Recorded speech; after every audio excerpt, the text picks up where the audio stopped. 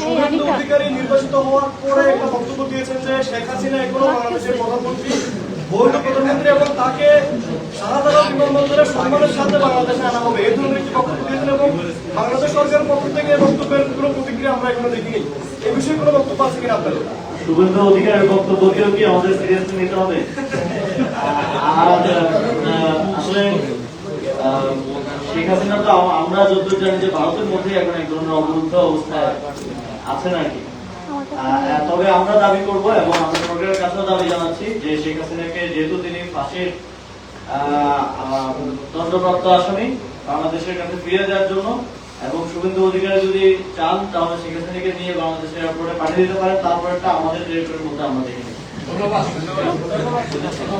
একটা শুধু announcement add করি, এরপর প্রশ্নটা।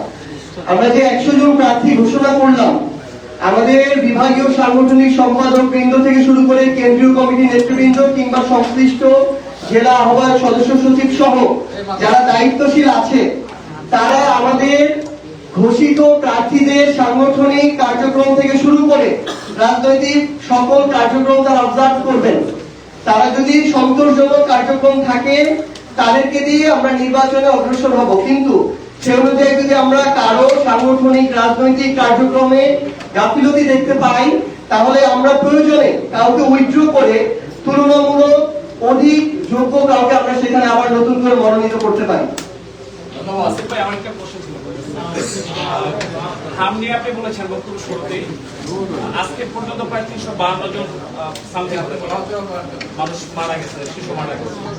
যেহেতু আগের যে সরকারটা ছিল আমাদের এই অন্তর্বর্তীকালীন সামনে সে সরকার, আপনি একজন প্রতিনিধি ছিলেন, উপদেষ্টা ছিলেন, এই বিশাল আমাদের এই যে শিশুরাদের মৃত্যুর এই যাত্রা লম্বা হচ্ছে, দিনকে দিন হচ্ছে, এই দায় কি আপনি কি অন্তর্বর্তীকালীন সরকারকে দায় কি এড়াতে পারে, বা সেই অংশ হিসাবে, সরকার অংশ হিসাবে আপনি কি তার দায় এড়াতে পারেন?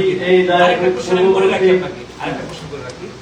আগামী 19শে মে আপনি পুরিয়া যাচ্ছেন সম্মেলন, তো সেই সম্মেলন সম্পর্কে আপনি একটু আমাদেরকে অবহিত করবেন। এইটাই আসলে যখন থেকে হামের টিকা দেওয়া নিয়ে আসলে অনিয়ম থেকে এটা এই মনোযোগ সরকারের এবং স্বাস্থ্য অধিদপ্তর সংশ্লিষ্টদের মনোযোগটা সরে যায়, তখন থেকেই যারা দায়িত্ব ছিল সবাইকেই দায়িত্ব দিতে হবে।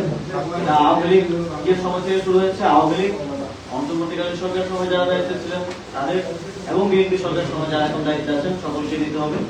তবে আরো স্পেসিফিকলি আমার মনে হয় যে এটা নিয়ে তদন্ত করার প্রয়োজন, এবং অনেক ক্ষেত্রে হয় কি, এই যে একটা টিকা নিয়মিত 10-15টার মতো টিকা নিয়মিত দিতে হয়, অনেক ক্ষেত্রে যেটা হয় যে এগুলো দায়িত্ব থাকে স্বাস্থ্য অধিদপ্তর, এবং তার অধিদপ্তরের মধ্যেও অনেকজন শাখায় তার দায়িত্ব কে স্পেসিফিকলি দায়িত্ব অবহেলা করেছে যাতে করে ভবিষ্যতে এ ধরনের আর কোনো অবহেলা না হয়।